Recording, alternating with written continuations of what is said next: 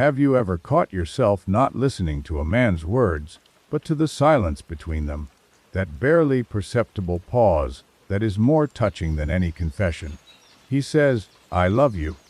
But something within you, an ancient feminine intuition, whispers, "Wait, don't believe the words. Look deeper." And you linger in that in-between space between his statements and your doubts, trying to discern the truth in his gaze, in the tone of his voice. This suffering from uncertainty is no illusion. It is not a sign of distrust or fear. It is the call of your soul that longs for authenticity. It is tired of beautiful words, of social masks, of rehearsed phrases. It longs for the truth, and the truth door, as the great psychologist Jung taught, rarely lives on the surface in the realm of conscious confessions. The truth hides in the shadow. It resides in the unconscious, and this unconscious has its own language. It is not the language of words, which can be thought out and filtered. It is the language of the body, more precisely the language of the hands. Before we go deep into the message, comment below which part of the world are you watching from. This video is dedicated to Laura from Houston. If you like the video, subscribe to MentalBite channel and press the bell icon. A man's hands are a seismograph of his soul. They are an extension of his true, uncontrollable impulses. While his mind plays a role, wearing the mask of a pleasant and loving partner, his hands show what is happening deep inside. They cannot lie. They cannot pretend. They do not show what he wants to show you, but who he truly is when he is not observing himself. I would say that the hands are the tools with which the unconscious writes its story on the canvas of reality. They can create and destroy, caress and repel, protect and threaten. And when you watch this silent dance, you can read what is never spoken aloud. You can see whether he is showing you his whole self, or just a part of himself that wants to achieve something. So stop asking whether he loves you. Stop seeking confirmation in easily uttered words. Instead, learn to read. Learn to see. I will show you how through a single gesture, a single unconscious movement of his hand, you can learn more about his feelings for you than from 1,000 words. This is not palm reading. It is depth psychology, the key to which Jung left us. Get ready. We are embarking on a journey into a world of silent truths.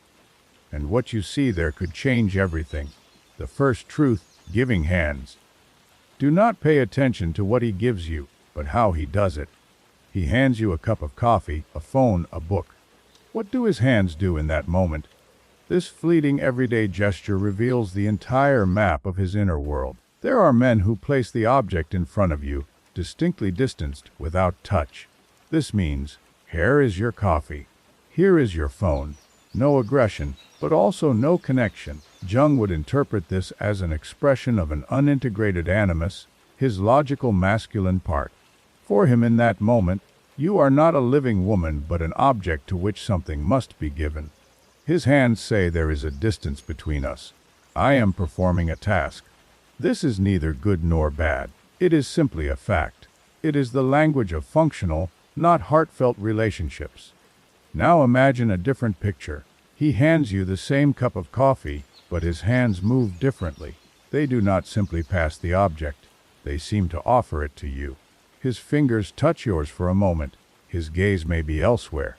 Perhaps he is on the phone, but his hand performs this gentle, intimate ritual. He does not merely let go. He hands it over. In that moment, his unconscious speaks louder than his mind. This is not just giving. It is a symbolic act.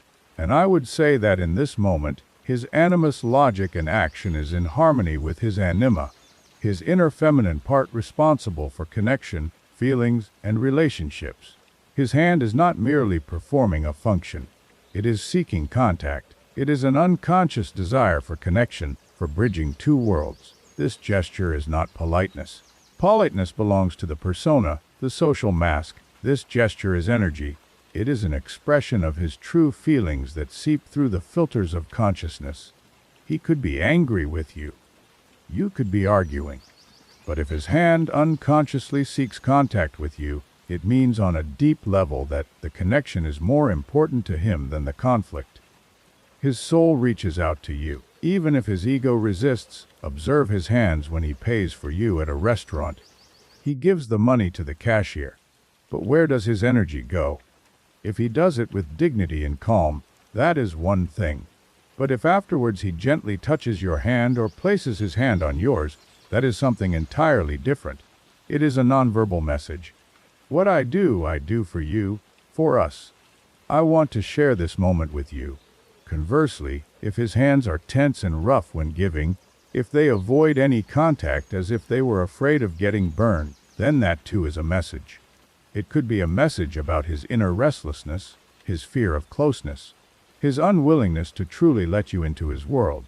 His hands say, I give, but I do not give myself. I am here, but not with you. So, the next time he hands you something, forget about the object. Look at his hands. Are they open or closed? Do they seek contact or avoid it? Are they gentle or tense? In that brief moment lies more truth about his feelings for you than in hours of conversation. It is not a gesture, it is a confession. A confession of his unconscious which you can now read. The second truth, resting hands. The most honest moments are the silent moments when the tension of conversation subsides. When no one has to play a role, when someone is alone with their thoughts, even if sitting next to you, what do his hands do in that moment? Where are they directed? What are they busy with? Imagine you are driving together in the car. He is at the wheel, focused on the road. You are silent. Look at his free hand. Does it rest on the gear shift? Does it fidget nervously with the steering wheel, or does it find your hand on the seat resting on your leg? This is not a calculated gesture. He does not look at you, does not expect a reaction. It is his unconscious speaking for itself. His hand seeks its place like a loyal dog and finds it with you. Jung would describe this as an expression of a deeply rooted connection within the self, the innermost center of personality. If his hand unconsciously seeks you, it means that in his inner world, you belong to his safe place. You are his home. This is not passion, not desire, not a game. It is something much deeper. It is a need for grounding, for affirmation. You are with me and therefore everything is all right, a gesture that speaks of deep trust and acceptance. And now another scenario. In moments of calm, his hands are constantly busy with his phone. He scrolls endlessly through the feed, even when there is nothing interesting. His fingers drum on the table, are clenched into fists or hidden in his pockets. What does this say? Hands that cannot find rest show inner unrest. Jung would interpret this as an expression of the shadow, suppressed emotions seeking an outlet. Constant use of the phone is not just a habit. It is an escape from the silence in which one might meet oneself. An escape from intimacy which can be frightening. His hands are building a wall between you. A phone in his hand is not just a device. It is a shield. Hands hidden in his pockets are a classic sign of concealment. He hides his hands. He hides his true intentions, his vulnerability. This does not mean that he is lying to you outright. It means he is not ready to open himself to you completely. There is a part of him he is not showing you. Observe his hands when you watch a movie together. Are they relaxed? Do they touch you? Or are they tense? Crossed. Crossed hands are a sign of self-control. The person is unconsciously holding themselves back. Maybe he is holding back tenderness, the kind he doesn't dare to show. Or perhaps he is suppressing irritation or anger. In any case, it speaks of an inner conflict. His soul is not at ease. True intimacy is shown in relaxation. When his hand rests calmly next to yours without particularly seeking contact, but also without avoiding it. When he touches you accidentally, and it feels as natural as breathing. That is the state where his outer facade is asleep, and only his true feeling remains. A hand that seeks you in moments of calm is the hand of a man for whom you are not an affair or a temporary stop. You are his peace, and that is more valuable than any promise. The third truth hands during an argument or conflict. This is the moment when all masks fall and the shadow emerges. Everything a person so carefully suppresses in normal life. Anger, fear, resentment shows itself, and when you see his true face, do not look at the face distorted by anger, but at his hands. They do not only reveal his anger, but what lies beneath it. So you are arguing. His voice gets louder. What do his hands do? If they clench into fists, that is the oldest and most primal signal. This does not mean he is going to hit you. No, but it does mean that his limbic system, his animal part, has taken over control. In that moment, he is no longer an adult man, but a frightened or angry being ready to defend or attack. Jung would say the shadow has completely swallowed his consciousness. A man who clenches his fists during an argument does not control his anger. The anger controls him. And that speaks of emotional immaturity, of the inability to master strong feelings. He is not physically dangerous. What is dangerous is his unpredictability. Another possibility, his hands begin to gesture aggressively. He points his finger at you, slashes the air with his hand. This is no longer just a defensive reaction this way. This is an attack on your space. A pointed finger is a symbolic weapon, an attempt to break your defenses, to humiliate you, to subjugate you. His hands are screaming, "You are wrong. You must submit." This is the gesture of an accuser, not of a partner. A man who uses such gestures is not seeking a solution. He seeks victory. For him, a relationship is a battlefield, not a space for cooperation. Now, imagine the most important and rarest scenario. You are arguing, both of you are hurt and offended, but his hands remain open, his palms are facing up or towards you. This is an incredibly powerful sign. A hand that remains open in a moment of danger is a sign of the highest trust and maximal vulnerability. His unconscious is saying, "I am angry, but I do not close myself off from you. I am unarmed. I am ready for dialogue even if it is painful." Jung would interpret this as a sign of an integrated shadow. This man has become familiar with his anger, does not fear it, and therefore it does not devour him. He can be angry and still stay connected to you. He does not want to destroy or dominate you because he understands. If he destroys you, he also destroys a part of himself. Sometimes in the heat of an argument, he might touch you, not to hold you back, but to stop the storm. A gesture of desperation and at the same time of hope. His hand says, "Please, let's stop. What we have is more important than this fight." A man who is capable of such a gesture in the middle of a conflict possesses incredible inner strength and maturity. He places the relationship above his ego. So observe the hands during an argument are the ultimate test of his soul. Clenched fists mean fear and immaturity. Aggressive gestures are a sign of a need for power, and open palms mean vulnerability, inner strength, and a love that does not fear even the darkest storm. The fourth truth, protective hands. How does a man behave towards you in public? Not in private where any role can be played, but in a crowd among people there. His deeply rooted instinct, his archetypal role reveals itself. And again, look at his hands. You are walking through a crowd together. Does he walk ahead, clearing the way for you, or does he just walk beside you, leaving you to navigate the crowd yourself? Or maybe he does something else. He places his hand on your lower back, not on your buttocks. That would be a sign of possessiveness, but such as a gesture it is, one of the oldest protective symbols, Jung would say. In this moment, the archetype of the guardian, the protector, awakens. In the man, the lower back is one of the most sensitive and the vulnerable zones of our body. When he places his hand there, he is unconsciously saying, "I am here. I have your back. You are safe with me." This gesture has no sexual connotation. It does not scream, "This is my woman." Like a hand on the buttocks, it does not say, "I control you." Like a hand on the shoulder, it whispers, "I am your shield." It is an expression of a healthy integrated animus. He does not use his masculine strength to dominate, but to serve to create a safe cocoon around you. A man who acts this way does not see you as an object, but as a value that must be protected. Another example, you are sitting in a group and someone says something unpleasant to you. What do his hands do? Do they remain calm, or does his hand find yours under the table and gently squeeze it? That is a silent message. I am with you. I hear it and I stand by your side. We are a team.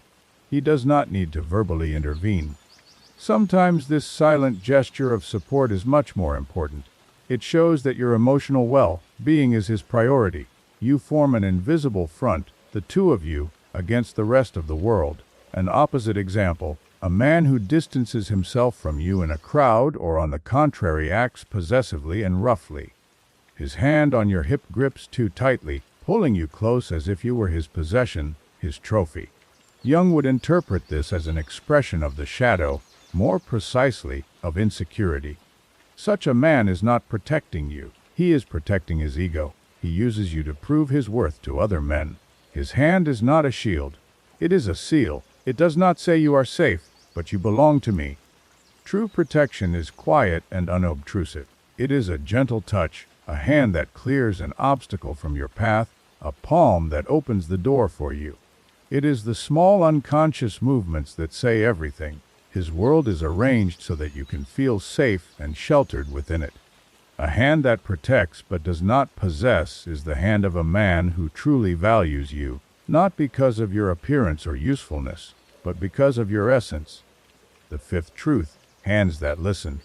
We are used to thinking that we listen with our ears, but in reality, the whole body listens, and the hands play a key role in this. They can reveal boredom and impatience.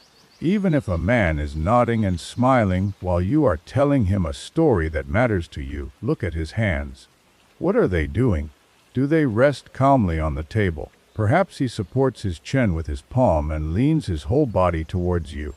That is a posture of deep and conscious attention. His hands say, "I am here. I am absorbing every word you say. What you say matters to me." Jung would describe this as a state of synchronicity. When two people are on the same wavelength, their unconscious is fully engaged in the process. He is not just hearing information. He is hearing your energy, your feelings. His relaxed open hands create a space in which you can be yourself without fear of judgment or indifference. Now imagine the following. You are talking and his fingers are drumming on the table, or he is playing with his phone, his ear, or some object nearby. These are clear signs of impatience. Perhaps his mind is still with you, but his unconscious has already drifted away. His hands are screaming, "Hurry up! I'm bored. When will this be over?" He is not really listening to you. He is just fulfilling a duty or waiting to talk about himself. A particularly interesting signal. If while you are talking, he touches himself, he strokes his shoulder, forearm, or neck. What does this mean? It is a sign of self-soothing. I would say your story has touched something within him, perhaps something unpleasant, a part of his shadow, or he feels insecure and is unconsciously trying to support himself. This is not necessarily a bad sign. It shows that your conversation is not empty chatter. It touches something alive in him. What matters is what happens afterwards. Does he try to flee from this state, or does he stay with you despite the discomfort? The most powerful gesture of listening is when he responds to your emotional story by simply taking your hand and covering it with his. He does not say a word, he just does it. This is the highest form of empathy. His hand says, "I cannot take your pain away, but I can be here with you.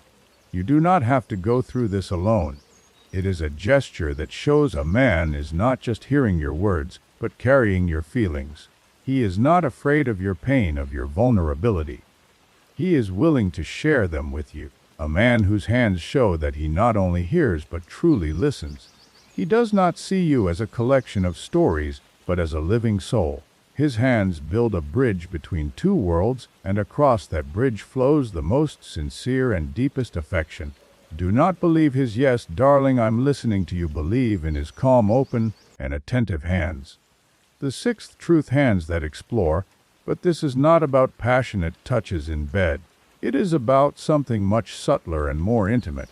It is about how his hands behave in moments of tenderness, when it is not about arousing you, but simply about being close to you. Remember how he touches you when you are just sitting next to each other. He takes your hand in his. What does he do with it? Does he just hold it, or do his fingers begin to explore it unconsciously, almost imperceptibly? His thumb slowly traces the contours of your palm. He runs his fingers over each of yours as if wanting to memorize every line, every joint. This is not an erotic gesture. It is a gesture of deep interest and silent fascination. I would say in this moment the man is in touch with his anima, his inner feminine part, which stands for sensitivity and aesthetic perception. His hands are not saying, "I desire you, but you impress me." He looks at you like a work of art. Every line of your hand is for him part of the unique pattern of your personality. It is an unconscious exploration. He might be watching a film or talking about something completely different, but his hands remain with you. His fingers continue their silent meditative dance. This shows that on a deep level you are a mystery to him, one he never tires of exploring. To him, you are not a book he has already read. You are an entire universe. Or another example, he brushes a strand of hair from your face. How does he do it? With a quick functional movement, or do his fingers linger for a moment on your cheek, your temple, as if wanting to imprint the texture of your skin into his memory? That fleeting touch which lasts a moment longer than necessary reveals his true feelings. It is tenderness that breaks through the ordinary. The opposite example, hands that always touch you in the same way. The routine kiss, the standardized hug, the hand on your shoulder. There is no curiosity in these gestures, no discovery. They have become an empty ritual. These are the hands of a man for whom you have become a habit. He is with you, but he no longer sees you. He no longer explores you, does not rediscover you. His unconscious has gone silent. A man who is truly in love and fascinated never stops exploring you. His hands will constantly and unconsciously search for new details, new gestures, new facets of your body. He will touch a small scar on your arm, not out of pity, but out of interest. He will trace your fingers because in that moment he is connecting with your uniqueness. Hands that explore are hands that love. They do not see just a body in you but a map of the soul. And they are ready to wander that map endlessly. When his hands touch you in this way, then you know to him you are not just a woman, to him you are magic. The seventh truth, hands that create for you. The last and perhaps most important truth relates to how a man's hands interact with the world on your behalf. Not with words, not with your body, but with matter itself. You have a broken shelf. How does he react?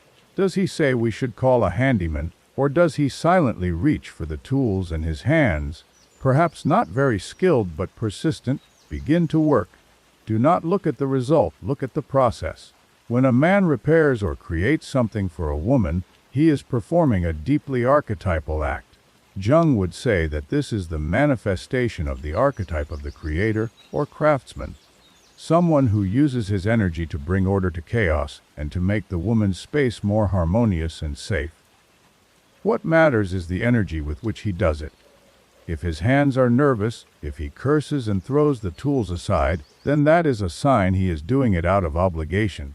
It is a burden for him. His shadow side, irritability, resistancy is coming to the surface. But if his hands work focused and calmly, even if things do not work out on the first try, then it is something completely different. It is a meditation. It is his way of expressing care in the oldest male language, the language of action. In that moment, his hands say more than any word. Your well-being matters to me. Your problem is my problem. I am willing to invest my time and energy to make your life better. This can be anything. How he assembles IKEA furniture for you, how he sets up your computer, or how he cooks for you. Look at his hands. Do they create with love or with reluctance? Then there is the man who cooks for you, whose hands chop vegetables and stir sauces with calm, confident movements. He is a man who enjoys the process of caring. He is not just nourishing you. He infuses the food with his energy. It is an act of devotion for you.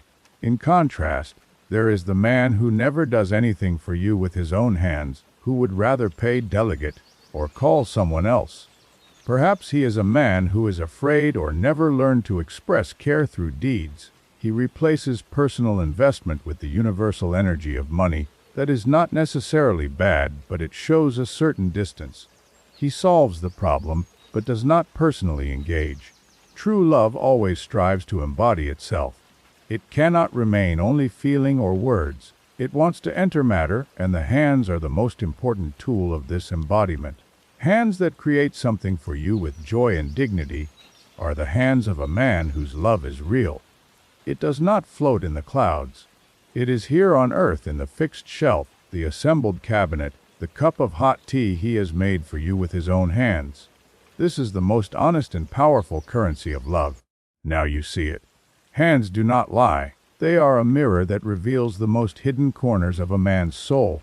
They reveal his fears, his strength, his tenderness, his shadow. They are the silent storytellers of his true story. This wisdom that Jung left us is not a tool to judge or condemn. It is a compass that helps you navigate not in the world of his words, but in the world of his real feelings. It is not about catching him out.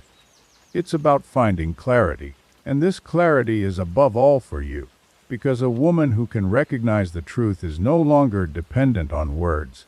She no longer needs constant confirmation. She gains an inner stability that is not based on promises but on knowledge. The path to wholeness which Jung speaks of is a path of integration, and it begins with the ability to see reality without illusions. When you learn to read the language of his hands, you take a tremendous step on this path. You are no longer led, you become the seer, and then a miracle happens. You no longer need to ask whether he loves you because the answer is not in his voice. It is in his outstretched hand, in his protective gesture, in his gentle touch. You will simply know. And this knowing born not from words, but from a silent, deep truth is precisely the freedom, precisely the wholeness that every woman longs for. You are no longer a victim of doubt. You are the keeper of the truth, and that makes you truly strong and incredibly attractive. Have you ever met someone and you did not know why you felt so strongly drawn, so inexplicably connected? It was not just the appearance, not even the external personality. It was something deeper, a resonance that told you this meeting is not a coincidence. Jung taught us that these are not mere coincidences, but manifestations of a higher order, a dance orchestrated by the collective unconscious to guide us on the path to individuation. These predestined connections often appear at decisive moments in our lives when we stand on the threshold of change, seeking the missing piece of our own puzzle. The universe in its infinite wisdom finds subtle ways to work in our favor, bringing us together with those people who are meant to lead us to our wholeness. Yet this path is not always a walk in the park. On the contrary, these connections often confront us with our own shadows, with those parts we have repressed or rejected. But it is precisely through this confrontation and through their integration that true growth happens. The destined person acts like a mirror, not only for our strengths but also for our deepest wounds and vulnerabilities, thus inviting us to healing and wholeness. The depth of these connections also reveals itself in the synchronicity of events. It is not uncommon for soulmates to discover that they were in the same places at the same times years earlier without meeting, or that they share identical symbols in dreams, or that their thoughts cross telepathically in moments of silence. These are not random coincidences. They are the universe's winking hints, confirmations that their paths are intertwined on a level beyond rational understanding. Jung saw this as the language of the collective unconscious, an invisible web that connects all souls and expresses itself through meaningful coincidences in tangible reality. This web of synchronicities becomes denser as the relationship develops. It is as if the universe is constantly reminding them you are on the right path. Your connection is part of a greater plan. Sometimes they experience the same life crisis at the same time, even when they are in completely different places, or they make an important decision together, and suddenly external events arrange themselves in astonishing ways as confirmation. These are signs that they are not acting alone, but that a higher power is weaving the threads of their fate. Yet true destiny is shown not only in the alignment of events, but in mutual transformation. The presence of the other activates talents and abilities that one never believed existed. It is as if the other person's vibration awakens hidden programs within one's own psyche and unlocks potentials that have long lain dormant. A classic example: one suddenly discovers a passion for music, the other for poetry, and together they effortlessly create works they could never have imagined alone. Or one develops healing abilities, the other the talent to teach, and from this emerges a natural therapeutic partnership. This awakening is not limited to creativity. It also shows itself in courage. One begins to do things they would never have dared before. Not out of pressure, but because the presence of the other creates a field of safety in which one dares to take new paths and enter spaces that were once feared. Sometimes it is not a dramatic event that changes us most deeply, but a silent touch, a gaze full of understanding, or the feeling that someone sees us before we even know who we really are. A destined connection is not always gentle. It shakes us, breaks the old within us, but always with the goal of helping us grow internally. Through this connection, we do not become someone else. We become more of who we truly are. For when someone truly sees you, they do not mold you into themselves. They free you so that you can be authentic. In this sense, hands are not just symbols of love. They are tools of the soul. They touch, repair, protect, explore, nourish, and create. They express what the heart cannot speak and bear witness to truths that the mind often cannot comprehend. In a world full of empty words, these silent, sincere gestures become the strongest proof of love. Jung did not teach us to seek perfection, but to seek wholeness. And wholeness arises when we stop listening only to what is said and begin to read what is felt, what is shown through the hands.